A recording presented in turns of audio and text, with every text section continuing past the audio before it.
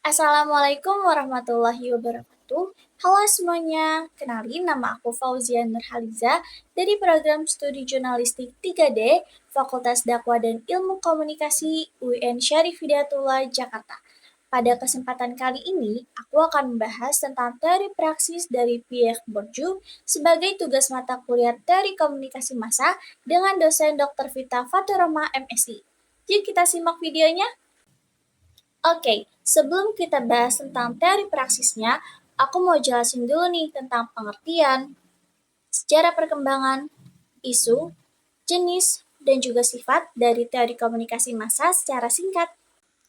Jadi, teori komunikasi massa merupakan kumpulan konsep yang menjelaskan tentang proses penyampaian pesan dari sumber ke khalayak melalui media massa. Sejarah teori komunikasi massa berawal dari kebutuhan dalam memahami pengaruh media terhadap masyarakat modern, terutama ketika munculnya surat kabar, radio, dan juga televisi. Perkembangan teori komunikasi massa diwarnai oleh perubahan zaman dan juga teknologi media. Pada awal abad ke-20, munculnya teori seperti hypodermic needle theory atau magic bullet theory yang memberikan pandangan bahwa media memiliki kekuatan besar dalam membentuk opini publik.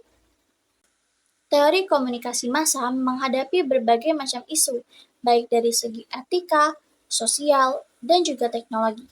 Isu yang sering kali dibahas adalah bagaimana media dijadikan sebagai alat kekuasaan dan alat propaganda, serta bagaimana arus informasi dapat mempengaruhi stabilitas sosial dan juga politik. Terdapat tiga jenis teori komunikasi massa. Yang pertama, ada teori normatif. Teori ini menjelaskan tentang tanggung jawab media terhadap masyarakat.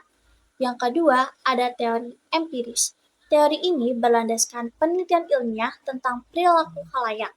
Dan yang terakhir, ada teori kritis, di mana teori ini menjelaskan tentang hubungan antara media, ideologi, dan juga kekuasaan. Teori komunikasi massa bersifat dinamis dan kontekstual karena berkembang mengikuti perubahan teknologi dan juga kebutuhan masyarakat. Selain itu, teori ini juga bersifat interdisiplin karena dipengaruhi oleh ilmu sosial seperti sosiologi, psikologi, dan juga politik. Ilmu ini juga bersifat relatif karena tergantung pada budaya dan sistem media yang berlaku. Oke, selanjutnya kita akan bahas tentang teori praksis dari Pierre Bourdieu. Pierre Bourdieu sendiri mengembangkan teori praksis sosial sebagai sintetis dari dua aliran besar, yaitu strukturalisme dan subjektivisme. Menurutnya, tindakan manusia merupakan hubungan dinamis antara struktur sosial dan juga pengalaman individu. Teori ini menjelaskan bagaimana individu bertindak dalam batas sosial melalui tiga konsep, yaitu habitus, model, dan ranah.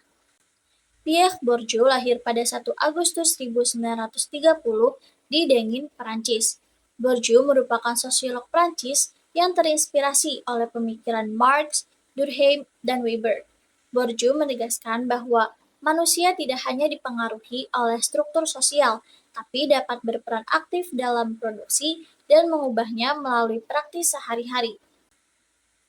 Akar teori praktis sosial bermula ketika Bourdieu melakukan penelitian di Aljazair pada tahun 1960-an. Ia menemukan bahwa perilaku sosial masyarakat juga dipengaruhi oleh kebiasaan dan sejarah sosial atau habitus, tidak hanya dipengaruhi oleh norma dan juga ekonomi. Dari sini, ia mulai mengkritik teori sosial klasik yang menurutnya terlalu determinik dan mengembangkan teori praktis sosial yang lebih fleksibel, yang kemudian teori ini dirumuskan secara sistematis melalui karyanya yang berjudul Outline of a Theory of a Practice pada tahun 1977. Inti dari teori praktis sosial ada tiga konsep utama. Yang pertama, habitus, merupakan pola perilaku dan cara berpikir yang dipengaruhi oleh pengalaman sosial.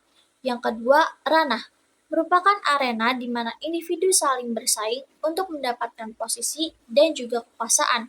Serta yang terakhir, modal, merupakan sumber daya seperti modal ekonomi, sosial, kultural, dan juga simbolik.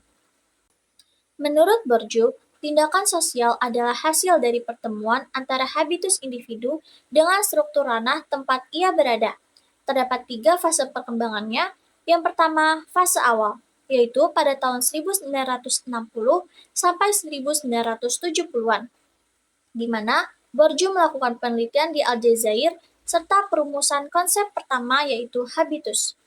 Fase kedua, fase konseptual, pada tahun 1977, di mana lahirnya karya Outline of a Theory of a Practice.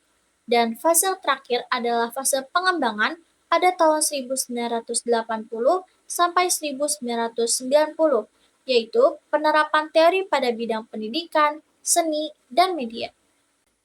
Contoh penelitian yang menggunakan teori praktis Pierre Bourdieu salah satunya adalah jurnal yang berjudul Modal Ekonomi, Sosial, Kultural, dan Simbolik Penulis Perempuan di Aceh Pasca Tsunami, karya Muhammad Fadli Muslimin dan Risma Linda yang diterbitkan pada tahun 2024, menggunakan teori praktis Pierre Bourdieu untuk menganalisis posisi sosial dan perjuangan penulis di Aceh dalam ranah sastra. Teori ini menjelaskan bagaimana praktis menulis dipengaruhi oleh hubungan antara habitus, yaitu pengalaman dan juga nilai budaya perempuan di Aceh, ranah yaitu sastra sebagai tempat kompetisi dan juga pengakuan, serta modal yaitu ekonomi, sosial, kultural, dan juga simbolik yang menentukan posisi dan juga kekuasaan di dunia sastra. Dalam teori praksis ini, peneliti menunjukkan bahwa keberhasilan penulis perempuan di Aceh tidak hanya bergantung pada bakat saja, tetapi pada strategi sosial dan kultural dalam memanfaatkan modal yang mereka miliki untuk memperoleh pengakuan simbolik di masyarakat. Kesimpulannya, teori komunikasi massa dan teori praksis Pierre Bourdieu sama-sama membantu kita dalam memahami bagaimana manusia dan media saling mempengaruhi dalam kehidupan sosial. Keduanya saling melengkapi. Media mempengaruhi manusia dan manusia membentuk media. Itu saja pembahasan kita pada kali ini. Terima kasih buat kalian yang sudah menonton. Wassalamualaikum warahmatullahi wabarakatuh.